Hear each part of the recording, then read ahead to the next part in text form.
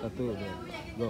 Ya, Gibran itu kan adalah cawapres, tapi dia kok nggak berani ikut berdebat, tampil. Lebih banyak dia mengunci diri, ya. Padahal dia harusnya muncul sebagai orang yang tidak sekedar hanya menjadi calon wakil presiden. Nah, harusnya dia bisa mengimbangi cawapres yang lainnya, baik Caimin atau Pak Mahfud.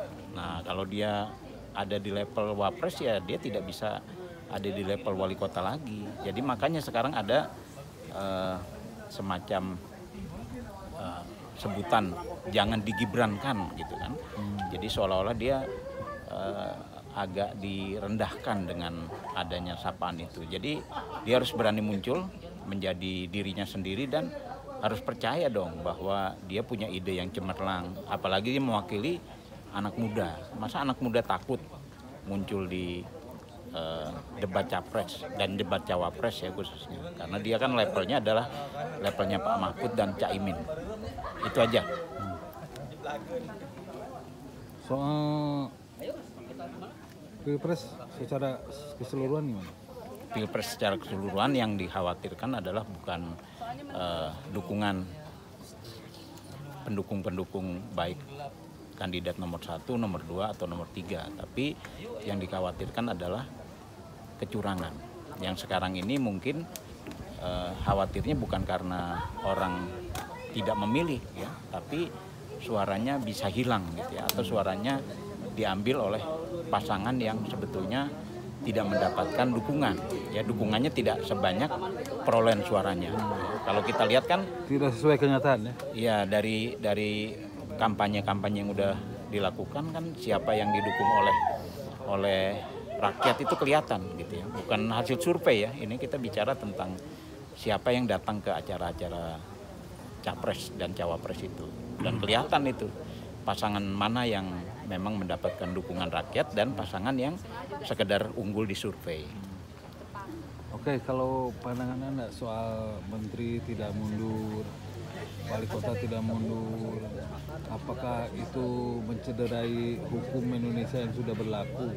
Ya, Apakah dia nanti ketika gagal dia balik lagi ke kursinya? Itu kan menodai ya. betul. Saya setuju dengan itu. Bahkan harusnya walaupun aturannya membolehkan, jadi baik Pak Mahfud atau Pak Gibran ini ya mundur, dia jangan jadi menteri lagi dan jadi wali kota lagi. Kenapa dia harus takut dengan jabatan yang mungkin tidak diperoleh lagi ketika dia mundur. Jadi dia harusnya tetap menjadi orang yang menjadi cawapres, baik Pak Mahfud maupun Pak Gibran itu. Jadi jangan ragu, dia kan udah mencalonkan diri, walaupun di peraturannya dibolehkan mereka ini untuk tetap memegang jabatannya dan cuti. Ya, tapi itu jelas tidak demokratis dan cenderung kalau misalnya dia gagal nanti dia bisa kembali lagi. Nah kan dia tidak serius berarti untuk maju sebagai calon wakil presiden. Kenapa dia takut kehilangan jabatannya? Padahal kan jabatan itu bisa saja sementara gitu ya. Jadi ngapain dia ragu-ragu untuk mundur?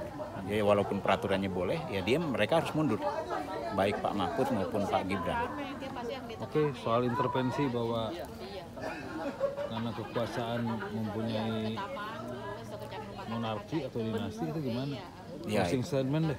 ya memang kalau saya sih melihat bahwa gejala terjadinya dinasti pada masa Orde Baru misalnya ya, itu kan anak-anaknya Pak Harto disebut mewarisi bisnis gitu ya.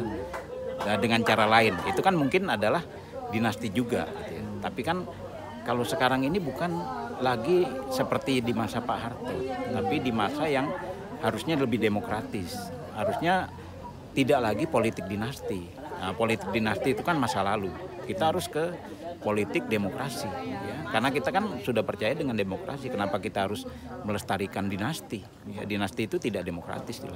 Oke, terima kasih ya. Terima kasih juga. Sama-sama.